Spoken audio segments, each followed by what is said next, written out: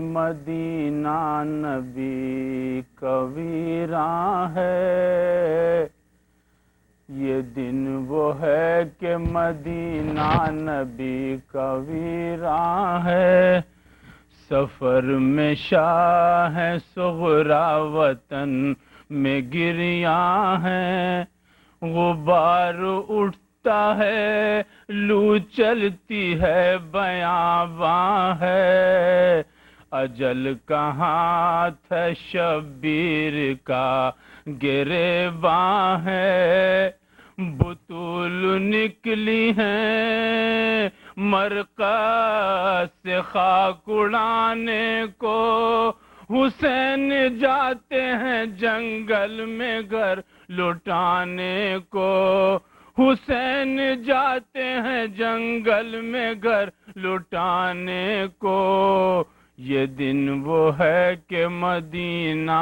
نبی کا ویراں ہے۔ چلوات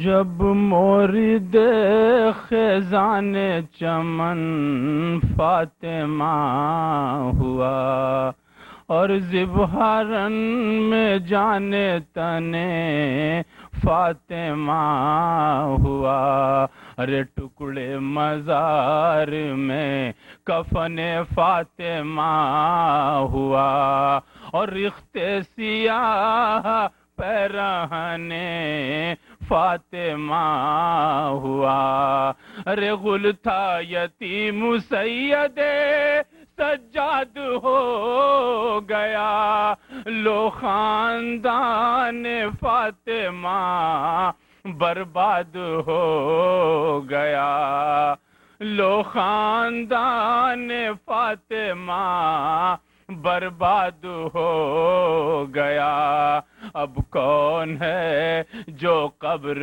پہ نانا کے آئے گا، اور اب لال پھول کون لہد پر چڑھائے گا، ارے دل سوز کون ہے جو چراغ اب جلائے گا، ارے مرقد اجاڑ ہو گیا مجھ دل ملول کا، اور کوئی نہیں ہے فاتحہ خواب رسول کا، آغوش میں لیے تھے علی لاشے پسر، آنسو رواں تھے آنکھوں سے اور پیٹتے تھے سر، ارے کہتے تھے صدقے اس نے مجروح کے پدر، ارے تڑپا کیا نہائے نہ کچھ بس میرا چلا، اور کاٹا تیرے گلے کے برابر گلا میرا، ارے جس روز محکمے میں قیامت کے جاؤں گی، ارے پایا پکڑ کے عرش بری کا ہلاؤں گی، اللہ کو تیرا سرے پرخوں دکھاؤں گی، اور بکھرا کے اپنے بالوں کو یہ غل مچاؤں گی، اے کردگار فاطمہ فریاد لائی ہے، اور بے جرم میرے لال کو مارا دہائی ہے، رے لوٹی کسی نے بانوے ناشاد کی ردا، اور مقنا کسی نے حضرت کلثوم کا لیا، اور زینب کے لوٹنے کو جو شمرے نہیں بڑھا، بولی یہ منہ کو ڈھانپ کے تب بنت مرتضی، ارے بے پردہ کرنا بلوے میں حیدر کی جائی کو، میں اپنی ہی ردا کا کفن دوں گی بھائی کو مرتا رہے مریض مسیحا ہوئے شہید ہے امام یثرب بطحا ہوئے شہید اور میں جی کے کیا کروں میرے مولا ہوئے شہید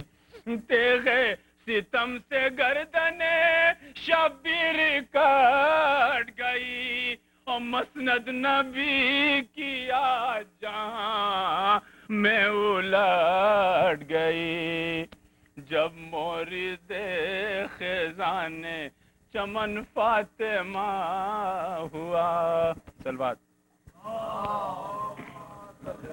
محمد. آپ تھوڑا آگے تشریف لے جائیے پلیز. میں مولانا صاحب درخواست کروں خطاب.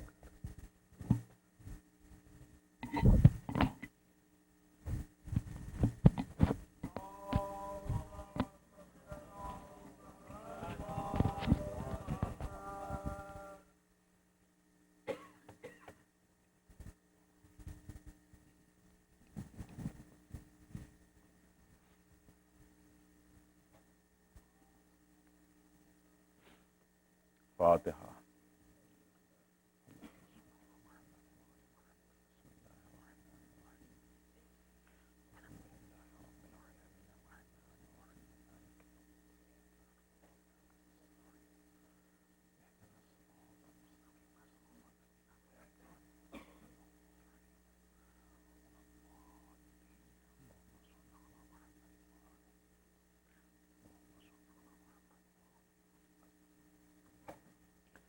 لا حول ولا قوة إلا بالله العلي العظيم. أعوذ بالله من الشيطان اللعين الرجيم. بسم الله الرحمن الرحيم. الحمد لله والصلاة والسلام على رسول الله وعلى آله آل الله لا سيما بقية الله ولعنة الله على أعدائهم أعداء الله من يومنا هذا إلى لقاء الله. أما بعد فقد قال الله فأقم وجهك للدين حنيفا فطرة الله التي فطر الناس عليها لا تبديل لخلق الله ذلك الدين القيم ولكن أكثر الناس لا يعلمون. صلوات پڑھیں محمد و آل محمد.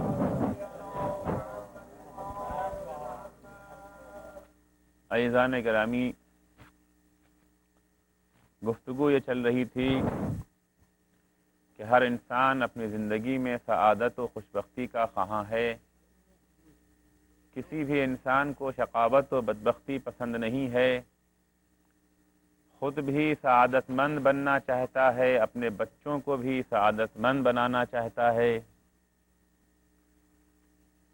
کل میں نے یہ عرض کیا تھا کہ سعادت و خوشبختی ہے کیا؟ وہ کون سے صفات ہیں کہ اگر انسان میں پیدا ہو جائیں تو وہ انسان سعادت مند اور خوشبخت کہلائے گا، اور اگر ان صفات سے محروم ہو تو وہ شقی و بدبخت کہلائے گا. مختلف نظریات پیش کرتے ہوئے میں نے اسلامی نظریہ پیش کیا تھا کہ اسلامی نقطہ نظر سے سعادت مند وہ ہے جو مومن ہو، جس کے نفس کا تزکیہ ہو چکا ہو اور اسی کے ساتھ ساتھ دنیاوی اور مادی میدان میں بھی ترقی کرے. اسلام صرف روح کے کمال کو سعادت نہیں سمجھتا، صرف جسم کے کمال کو بھی سعادت نہیں سمجھتا، بلکہ اسلام کی نظر میں سعادت ایک ایسا درخت ہے جس کی جڑیں ایمان و تزکیہ نفس ہے، اور جس کی شاخیں کہیں ان کا تعلق اقتصادیات سے ہے، کہیں ان کا تعلق علم و ٹیکنالوجی سے ہے، کہیں ان کا تعلق اقتدار و شرف سے ہے، ہزاروں اس کی شاخیں ہیں، جیسی جڑ ہوگی ویسے ہی شاخ ہوگی، جتنی مضبوط جڑ ہوگی، جتنی بارآور شاخیں ہوں گی، اسی تناسب سے انسان سعادت و بدبختی کو، سعادت و خوشبختی کو حاصل کر سکے گا، چونکہ ایمان کے مدارج ہیں، تزکیہ نفس کے مدارج ہیں، لہذا سعادت و خوشبختی کے بھی مدارج ہوں گے۔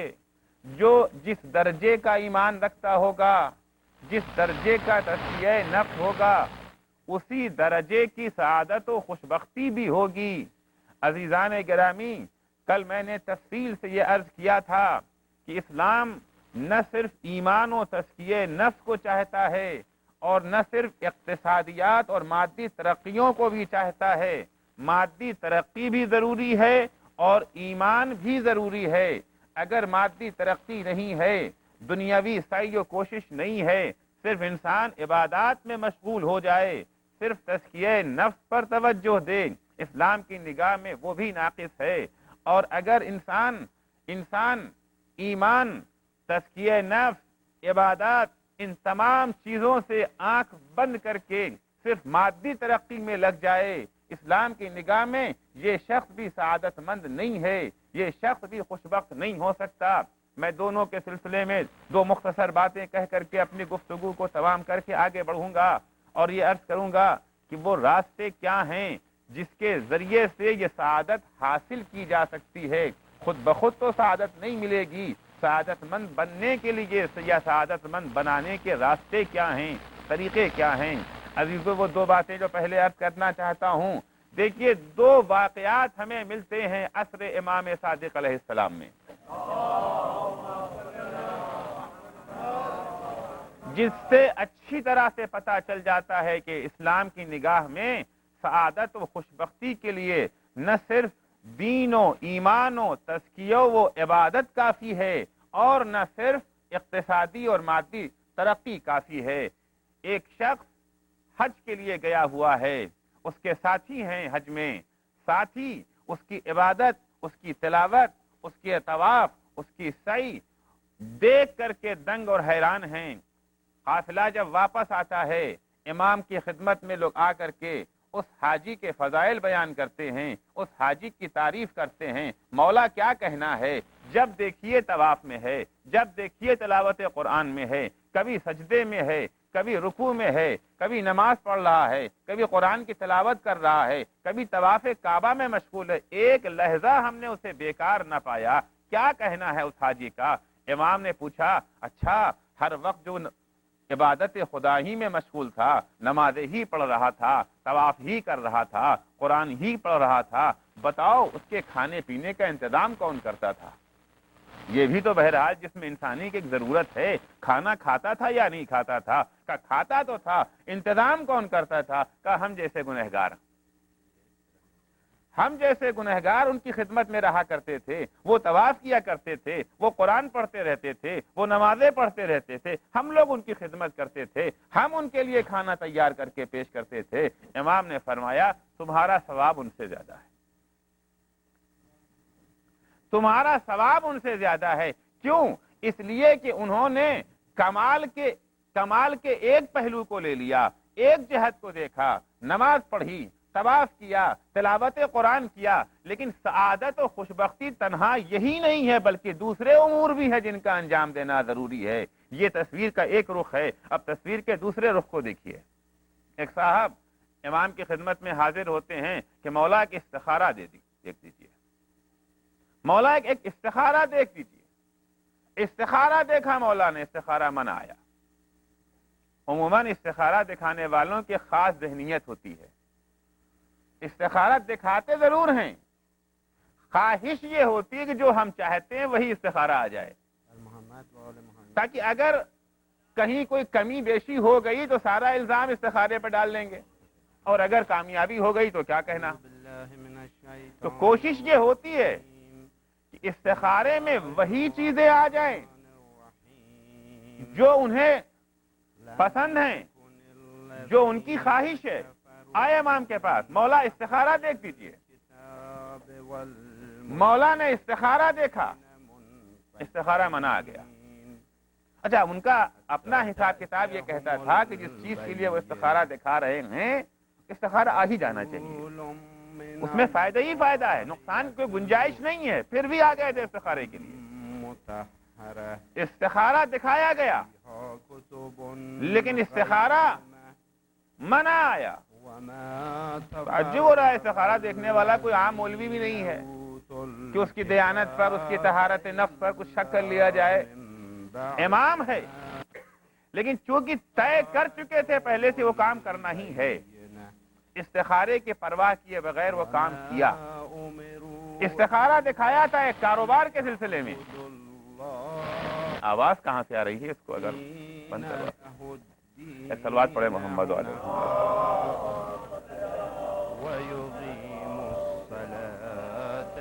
استخارہ دیکھا گیا، استخارہ منع، خلاف ورزی کی، گئے، تجارت کی، بہت کامیاب بزنس رہا۔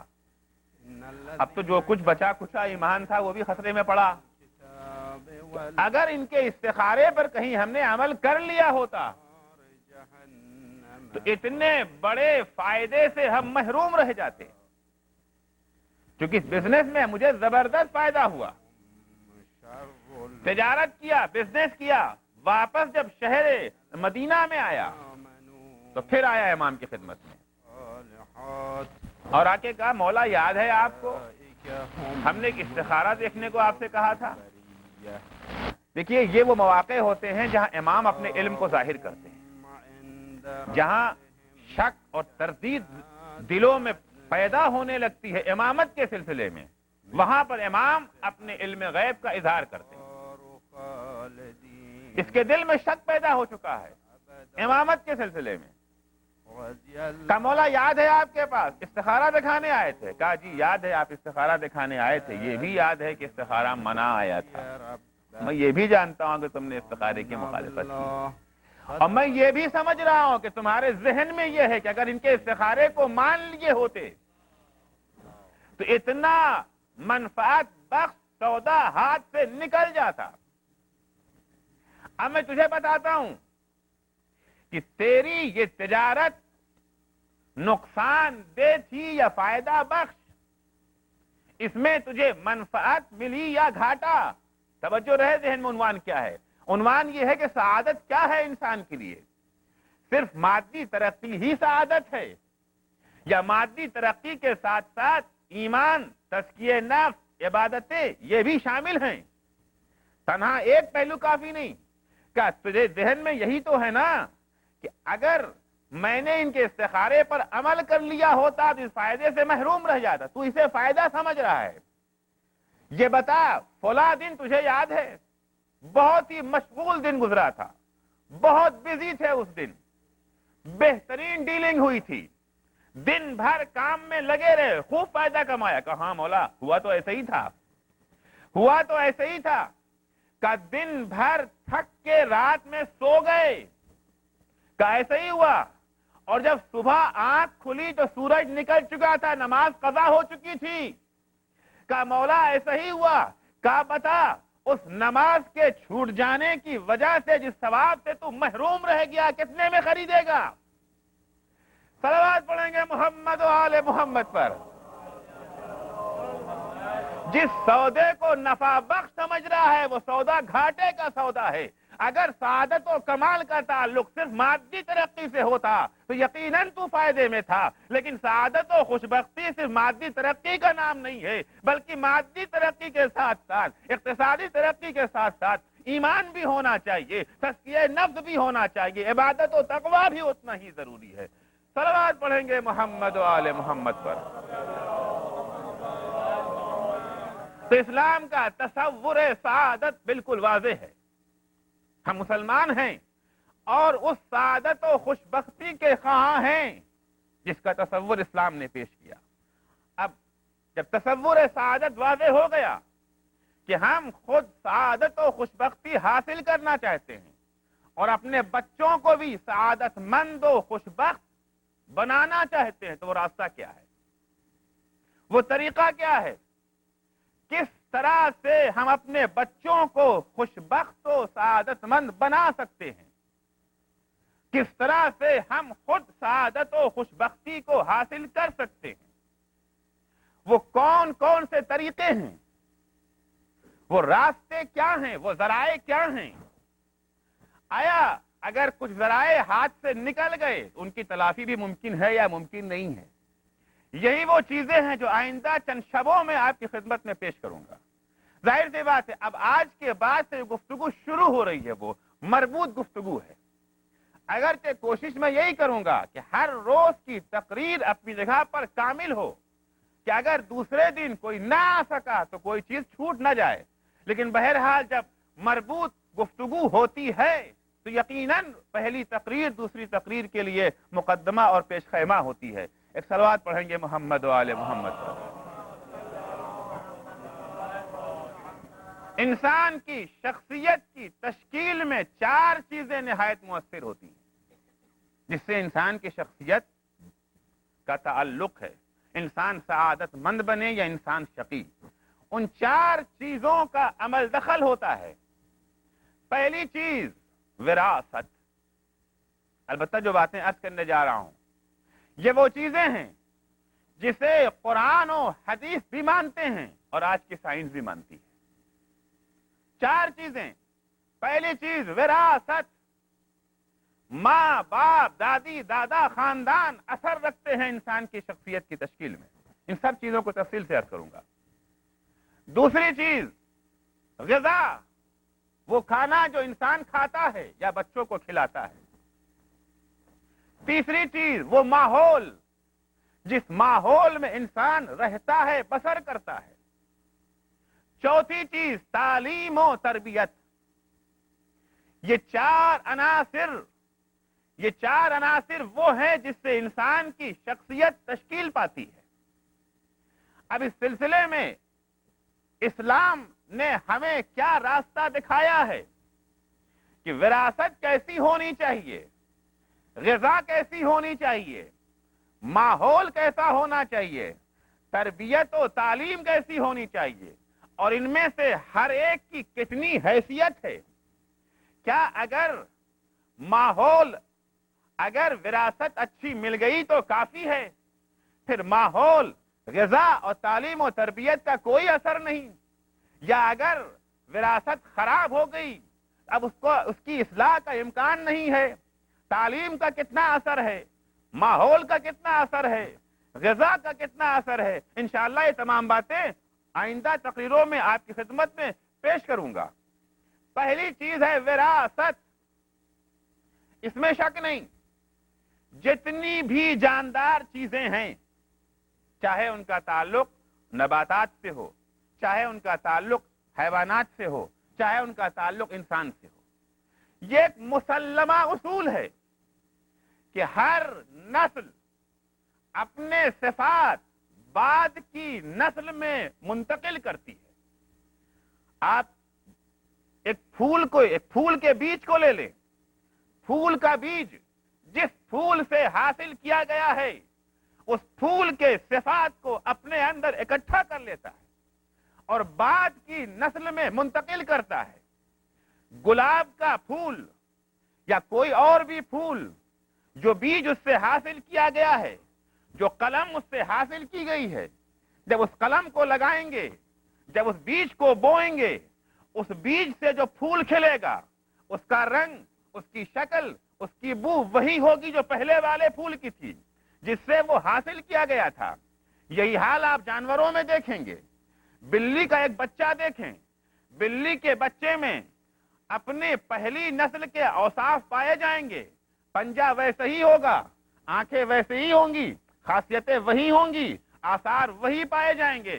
اسی طرح سے آپ انسان میں آ جائیں، ایک حبشی کا بچہ ہے، ایک افریقی انسان کا بچہ ہے، بچے میں وہ سارے صفات موجود ہیں جو ماں باپ میں پائے جاتے ہیں۔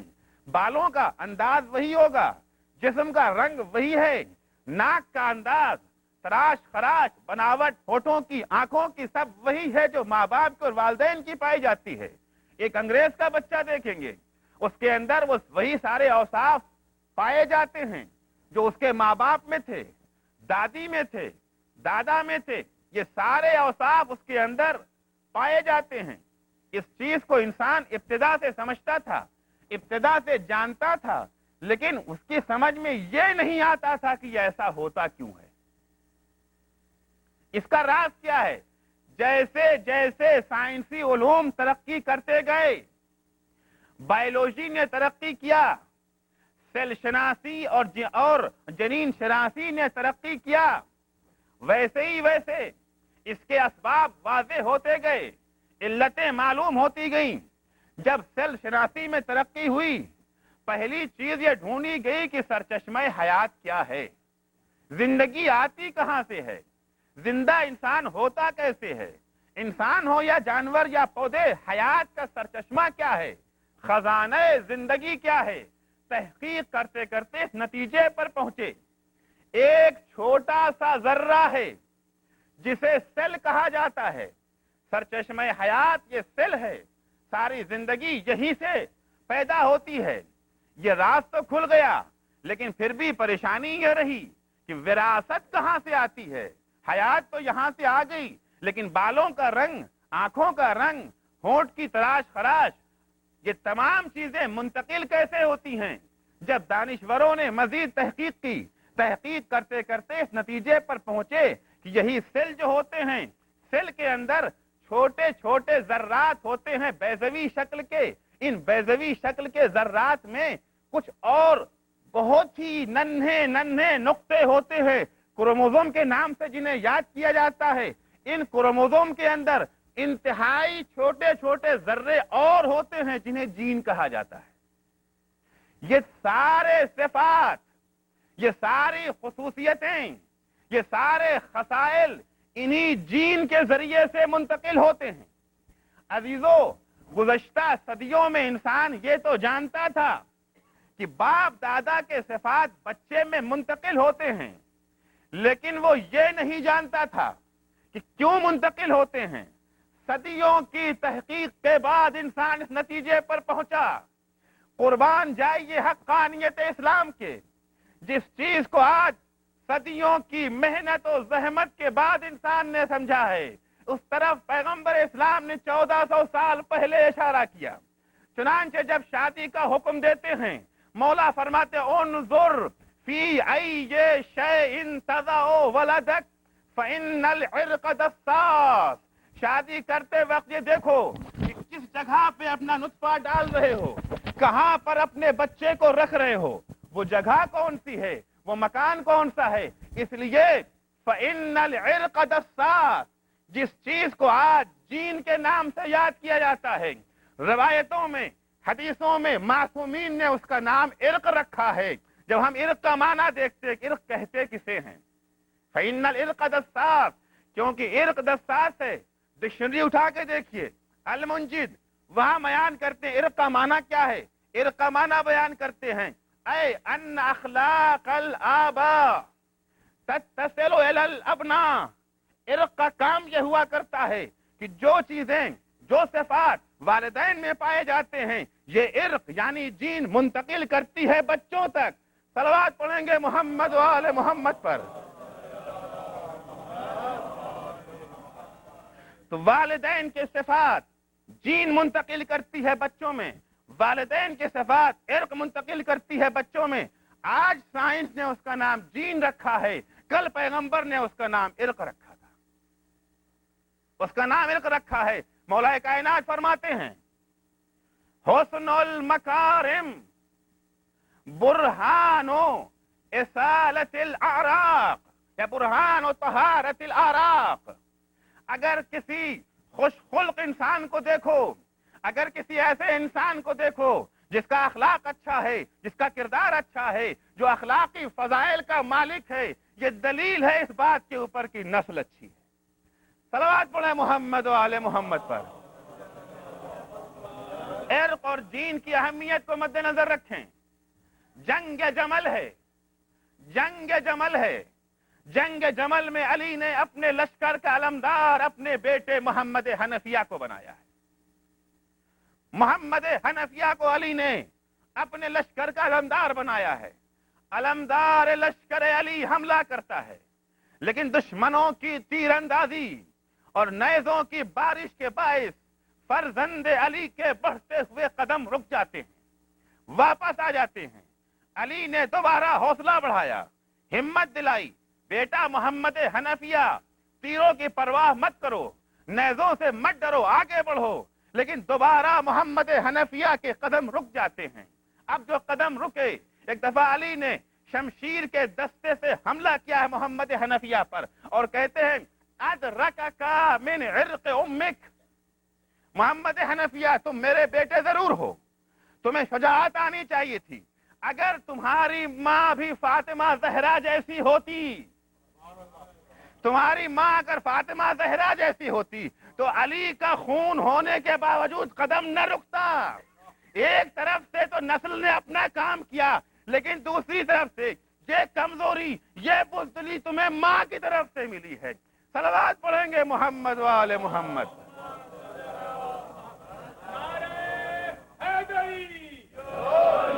ادرکک عرق من امک، جو تمہارے قدم رک جا رہے ہیں، کیونکہ عرق اور جین صفات کو منتقل کرتے ہیں۔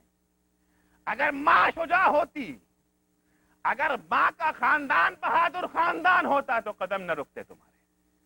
ادرکک عرق من امک۔ تو آج علم نے، سائنس نے یہ بتایا کہ جین کے ذریعے سے اوصاف منتقل ہوتے ہیں۔ کون کون سے اوصاف منتقل ہوتے ہیں؟ کتنے اوصاف منتقل ہوتے ہیں؟ کس کے اوصاف منتقل ہوتے ہیں؟ باپ کے، ماں کے، دادا کے، دادی کے، نانا کے، نانی کے، کتنی پشتوں تک چلتے ہیں؟ کتنی پشتوں تک چلتے ہیں؟ سائنسی تحقیق کا نتیجہ، جین، ماں کے جین اور باپ کے جین، دونوں کے جین صفات کو منتقل کرتے ہیں۔ اور اس میں حد بھی معین نہیں کہ کتنے طبقے کی، کہاں تک، اس کو بھی معین نہیں کیا گیا۔ اور کبھی کبھی ہوتا یہ ہے کہ جین ایک جگہ پر پہنچ کے رک جاتی ہے، پرانی جین رک جاتی ہے، پرانے صفات نہیں منتقل ہوتے اور نئے صفات ایجاد ہو جاتے ہیں۔ دیکھا گیا ہے کبھی کبھی ایسا ہوتا ہے کہ ایک حبشی کے گھر میں ایک ایسا بچہ پیدا ہو جاتا ہے جس کی شباہت بالکل انگریزوں سے ہوتی ہے۔ انگریز کے گھر میں سیاہ فام بچہ پیدا ہو جاتا ہے۔ بعض دفعہ گھروں میں جھگڑا ہو جاتا ہے اس بات کے اوپر کہ ہمارے خاندان میں تو ایسا کوئی تھا نہیں۔ چنانچہ سنیے حدیث، امام جعفر صادق علیہ الصلوۃ والسلام سے حدیث ہے، زن و شوہر ایک بچے کو لے کر کے پیغمبر کی خدمت میں آتے ہیں۔ شوہر کہتا ہے یہ میری بیوی ہے، چچا کی بیٹی ہے، ہمارے پورے خاندان میں اور ان کے خاندان میں میرا دادیال، ان کا دادیال، میرا نانہال، ان کا نانہال، دادا دادی پردادا، 10 پشتیں گناتا ہے۔ 10 پشتوں کا علم ہے ہمیں، نہ ان کے خاندان میں نہ میرے خاندان میں ایسا بچہ کوئی نہیں تھا۔ حبشی بچہ ہمارے خاندان میں ہوا ہی نہیں، نہ اس طرح کے بال کسی کے تھے، نہ اس طرح کی ناک کسی کی تھی، نہ اس طرح کے ہونٹ کسی کے تھے، نہ اس طرح کا رنگ کسی کا تھا۔ کھل کے کہہ تو نہیں رہا ہے، لیکن زبان حال بتا رہی ہے کہ بیوی کے کردار پہ شک ہے۔ یہ بچہ کہاں سے آیا؟ پیغمبر نے کیا جواب دیتے ہیں؟ پیغمبر جواب دیتے ہیں، یا ھذا انا بینک و بین آدم 99 عرقا، ان بینک و بین آدم 99 عرقا، كلها تضرب في النسب فإذا وقعت النطفة في الرحم اضطربت تلك العروق وتسأل الله الشبه لها. اے شخص، بیوی کی پاک دامنی پر شبہ مت کر. تو نے 10 پشتیں تو گنا دیں، 11ویں اور 12ویں اور 15ویں اور 25ویں اور 30ویں کی بھی خبر ہے. ارث، جو چیزیں وراثت میں اوصاف ملتے ہیں، جین کا اثر 1 نسل 2 نسل 10 نسل تک محدود نہیں رکھتا. 99 نسلوں تک یہ جین چلتی ہے. 99 نسلوں تک جین چلتی ہے. جب نطفہ منعقد ہوتا ہے تو یہ ساری جین 99 نسل کی جین اس نطفے میں شامل ہوتی ہیں. ہر جین کی کوشش یہ ہوتی ہے کہ بچہ اس سے شباہت پیدا کرے، لیکن کامیاب ایک جین ہوتی ہے، بقیہ مغلوب ہو جاتی ہیں. 1 نسل 2 نسل 3 نسل 10 نسل تک گزشتہ نسلوں کی جین کو غالب ہونے کا موقع نہ ملا. 11ویں 12ویں 25ویں 30ویں نسل میں آ کر کے وہ جین غالب ہو گئی. 10 نسل تک تمہارے ہاں کوئی حبشی نہیں تھا، لیکن کیا پتا 15ویں نسل میں 20ویں نسل میں 30ویں نسل میں کوئی رہا ہو، اس کی جین اس وقت غالب نہ ہو سکی، آج غالب ہوئی ہے. لے جا، بچہ تیرا ہے. بیوی کی پاک دامنی پر شک مت کر. صلوات پڑھیں گے محمد و آل محمد پر. آج کی سائنس یہی کہتی ہے کہ جین محدود نہیں ہے. 1 نسل 2 نسل تک 1 2 جین نہیں. یہاں پر 99 جین کا لفظ استعمال کیا گیا ہے، لیکن سائنس تعداد کو محدود نہیں کر رہی، کہہ رہی بہت زیادہ ہے. اب حدیث میں اگر 99 کا لفظ آ گیا ہے، آیا واقعا 99 یعنی 1 کم 100، 1 کم 100 یا 99 سے مراد کثرت ہے؟ عربی زبان میں یہ قاعدہ پایا جاتا ہے عام طور سے کہ گنتیاں ہمیشہ عدد پر دلالت نہیں کرتی. مثال کے طور پر قرآن میں آیت ہے ان تستغفر لهم 70 مرہ لن یغفر اللہ لهم. یہ پیغمبر کچھ ایسے مجرم ہیں، کچھ ایسے کافر ہیں، کچھ ایسے مشرک ہیں کہ اگر آپ 70 دفعہ بھی مغفرت کریں، استغفار کریں تو اللہ انہیں نہیں معاف کرے گا. کیا مطلب؟ 71 دفعہ اگر آپ استغفار کریں تو اللہ معاف کر دے گا؟ اگر 70 گنتی کو بتاتا ہے تو یقیناً 71ویں مرتبہ اگر پیغمبر استغفار کرے تو معاف کر دے گا. نہیں، 70 گنتی نہیں ہے. 70 کا مطلب ہے کثرت. یعنی اے پیغمبر آپ کتنا ہی استغفار کریں، جتنا زیادہ چاہیں استغفار کریں، انہیں خدا معاف نہیں کرے گا.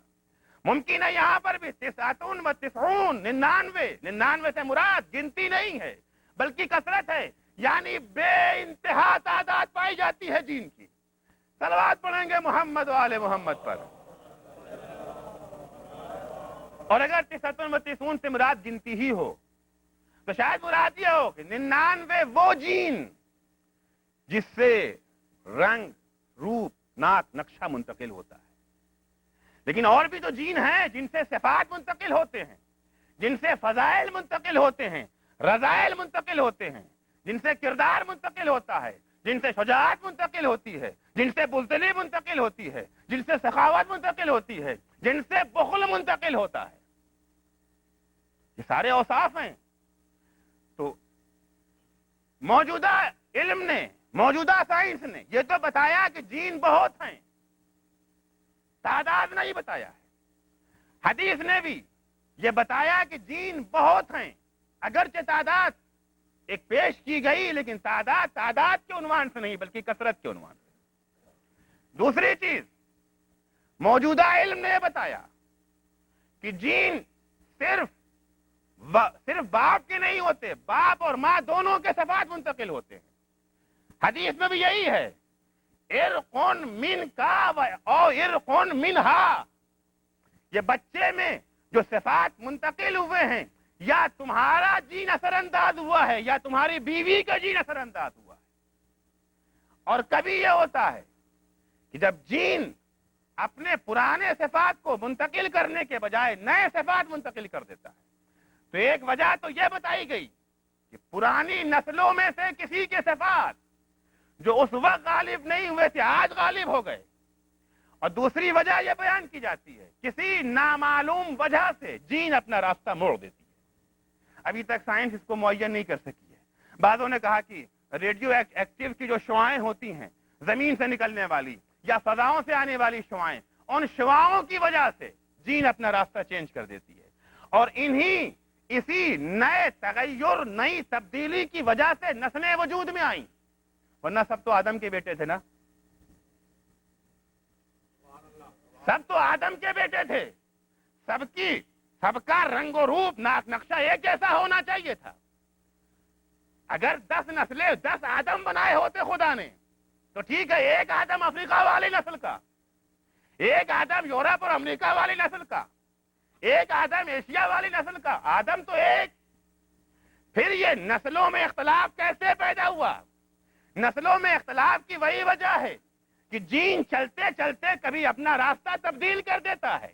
آدم کے بیٹے ہوئے، بڑھتے گئے، تعداد بڑھتی گئی، ایک نسل میں آنے کے بعد جین نے راستہ بدل دیا، وہ کالا ہو گیا، دوسری نسل نے آ کے راستہ بدلا، وہ گورا ہو گیا، ایک نے ایشیائی شکل اپنا لی، ایک نے امریکی شکل اپنا لی، ایک نے افریقی شکل اپنا لی۔ صلوات پڑھیں گے محمد و آل محمد پر۔ تو اوصاف آبا، ماں باپ کے صفات، خاندان کے صفات منتقل ہوتے ہیں بچوں میں۔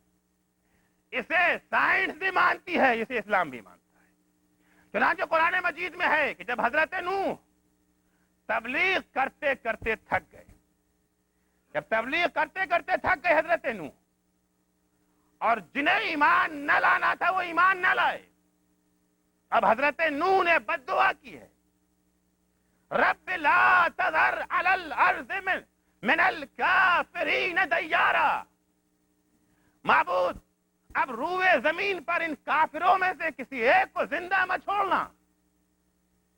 کیوں نوح؟ وجہ کیا ہے؟ یہ سب کی موت کی آرزو کیوں کر رہے ہو؟ ان کو تو مرنا ہی ایک دن ہے، آج نہیں کل سے ہی۔ یہ بد دعا کس لیے؟ یہ بد دعا کسی انتقام کے تحت نہیں ہے،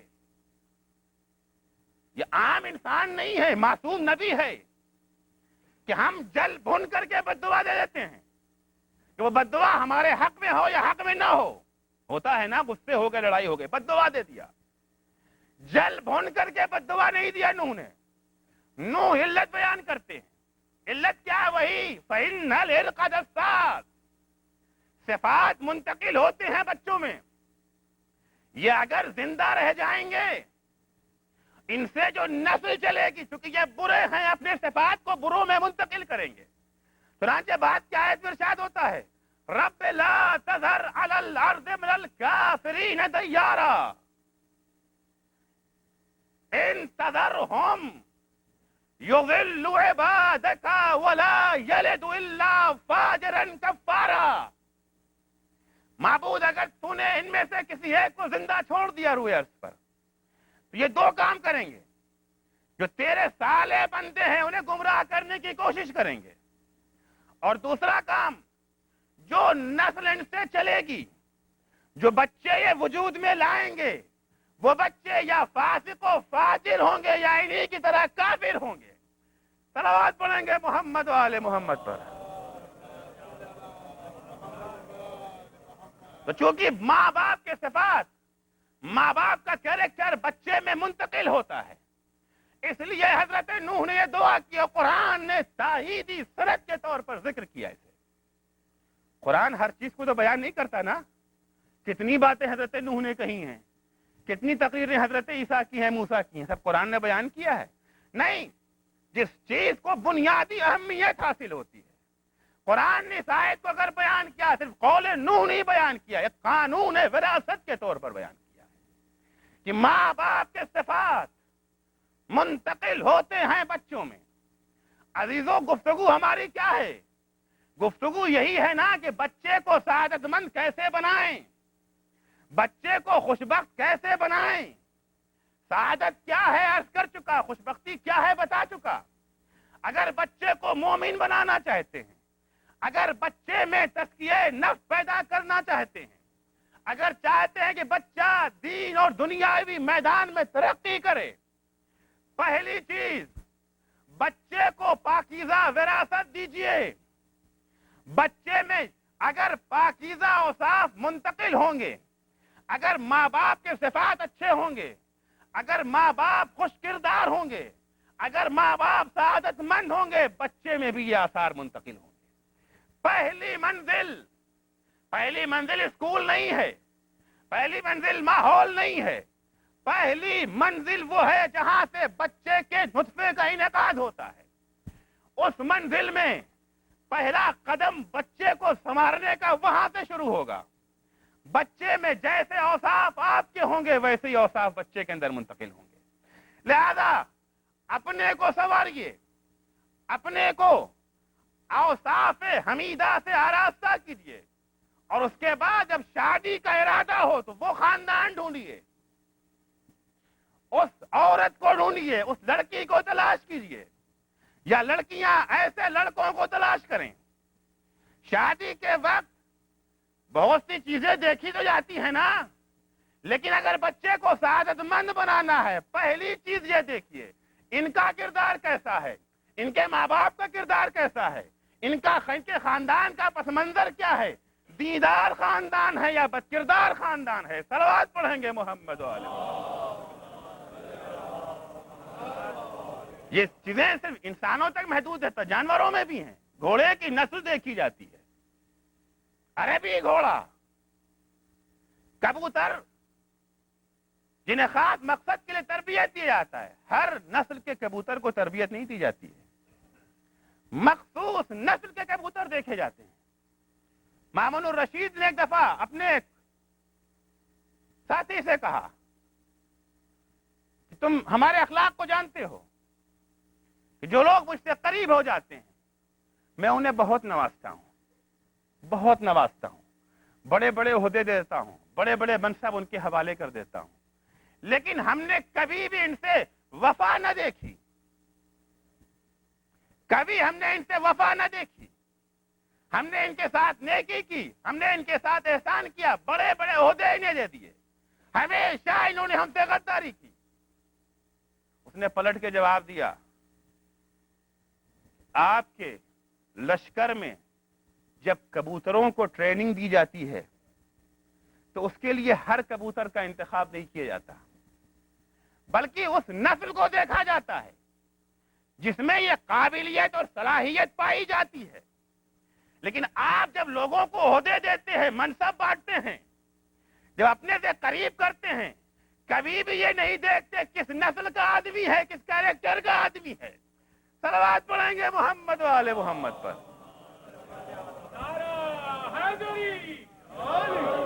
تو پہلی چیز بچوں کی تربیت کے سلسلے میں نے عرض کیا کہ ایک مربوط بیان ہے، کیونکہ وقت ہمارا بہت محدود ہمیں ملتا ہے. کل کچھ زیادہ ہو گیا تو فوراً یاد دہانی کراتی گئی کہ اتنا نہیں، 50 منٹ میں 45 منٹ تو ہو ہی چکے ہیں. تو عزیزان گرامی، میں کوشش کروں گا اپنے وقت کے اندر اگر 2-4 منٹ ادھر ادھر ہو جائے تو معاف کیجیے گا. ایک صلوات پڑھے محمد و آل محمد پر. پہلی چیز جسے اسلام نے بھی تائید دی ہے اور آج کی سائنس بھی اس چیز کو قبول کرتی ہے کہ ماں باپ کے اوصاف منتقل ہوتے ہیں بچوں میں. تو اگر سعادت مند نسل کی تربیت کرنا چاہتے ہیں، سعادت مند نسل کی تربیت کے لیے پہلا قدم، البتہ مایوس ہونے کی ضرورت نہیں ہے. میں نے عرض کیا کہ ہر چیز کے درجے ہوتے ہیں نا بھائی. ابو ذر اور سلمان کا درجہ ایک تو نہیں نہ ہے، مدارج ہوتے ہیں. جتنے عوامل یکجا ہوتے جائیں گے اتنا ہی کمال حاصل ہوگا. لیکن اگر 100 صفات نہ مل سکے تو 90 کیوں چھوڑیں؟ 90 کیوں چھوڑیں؟ یہ نہ کہ کیا کہ اب تم شادی کر چکے جو کچھ کرنا تھا. نہیں، اگلی تقریروں میں عرض کروں گا، ابھی راستہ بند نہیں ہوا ہے. بعض دفعہ نسل کی عدم طہارت کا، اس کی تلافی کا راستہ اسلام نے کھولا ہے، بتایا ہے اسے. لیکن جہاں تک ہو سکے انسان سے پہلی ہی منزل میں کیوں خطا کرے؟ پہلی منزل میں کیوں خطا کرے؟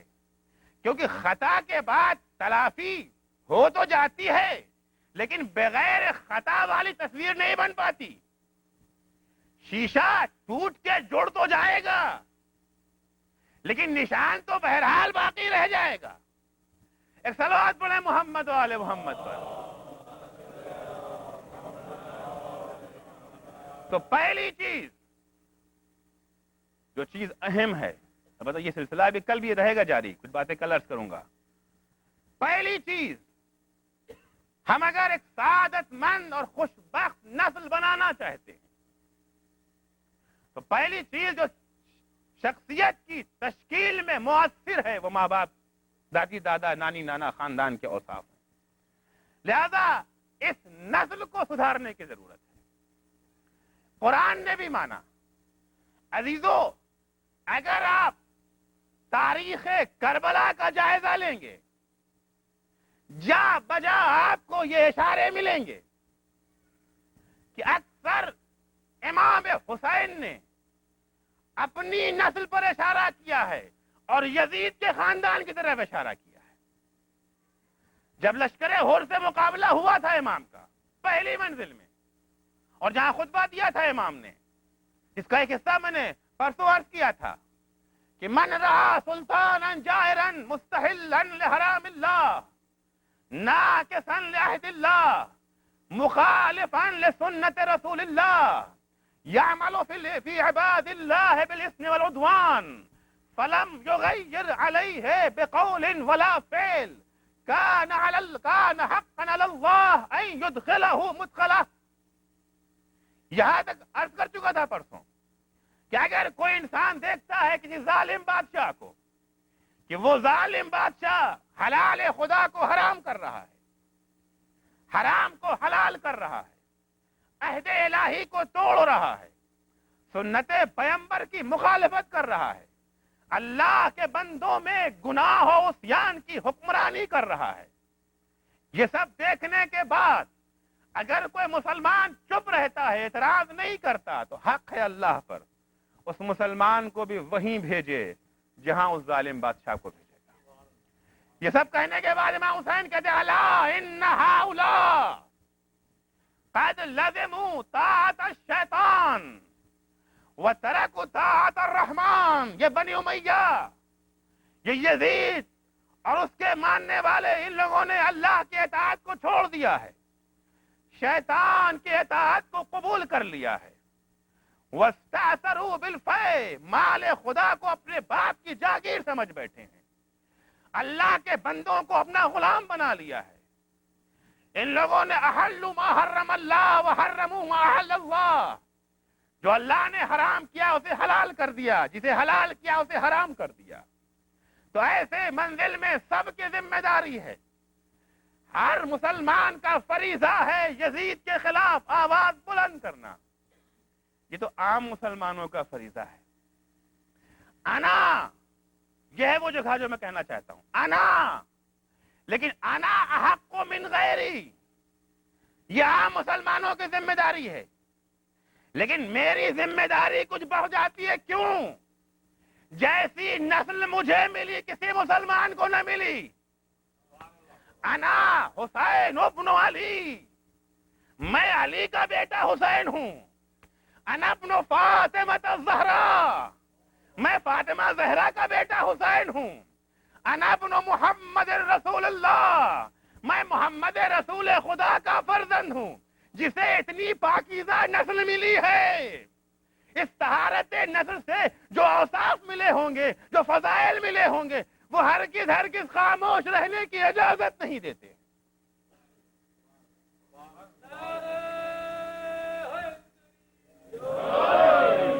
انا احق من غیری، میرا زیادہ حق بنتا ہے، مجھ میں زیادہ فضائل منتقل ہوئے ہیں، اس لیے کہ میری نسل پاکیزہ ہے، میں ان آغوشوں میں پلا ہوں، تابت طہورت، پاک و پاکیزہ آغوش میں پلا ہوں، زیادہ میری ذمہ داری زیادہ ہوتی ہے۔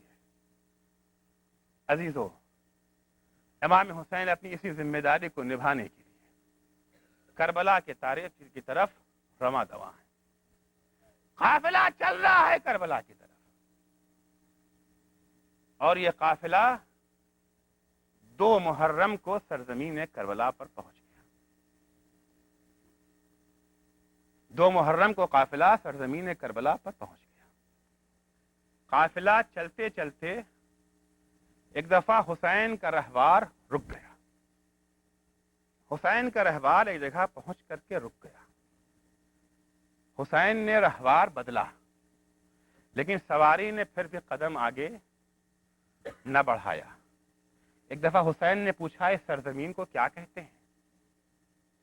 کسی نے کہا اس سرزمین کو غازریہ کہتے ہیں، کسی نے کہا اس سرزمین کو نینوا کہتے ہیں، تب کسی نے کہا اس سرزمین کو کربلا کہتے ہیں۔ ایک دفعہ حسین گھوڑے سے اترے، مٹی اٹھایا، مٹی کو سونگھا، اور سونگنے کے بعد کہا خدا کی قسم یہی وہ سرزمین ہے، یہی وہ سرزمین ہے جہاں ہمارا خون بہایا جائے گا، یہی وہ سرزمین ہے جہاں میرا جوان بیٹا اکبر سینے پر نیزے کی انی کھا کر کے شہید کیا جائے گا، یہی وہ سرزمین ہے جہاں میرے بھیا عباس کے بازو قلم ہوں گے، یہی وہ سرزمین ہے جہاں میرا لال قاسم گھوڑے کی سموں سے پامال کیا جائے گا۔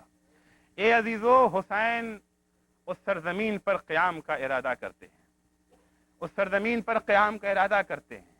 جب بہن کلثوم کو خبر ملتی ہے، کہتی اے بھیا یہاں پر قیام نہ کیجیے، مجھے اس سرزمین سے بڑی وحشت ہو رہی ہے، مجھے اس سرزمین سے بڑی وحشت ہو رہی ہے۔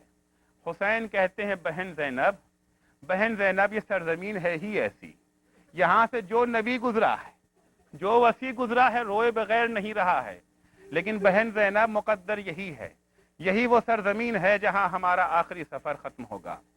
عزیزان گرامی، حسین کا خیمہ نصب کیا جاتا ہے، خیمہ نصب ہو گیا، خیمہ نہر فرات کے کنارے نصب ہوا تھا کہ اچانک مقابل کے لشکر سے کہا جاتا ہے حسین تمہارا خیمہ یہاں نصب نہیں ہو سکتا ہے، خیمے کو تم ہٹاؤ، خیمے کو ہٹاؤ۔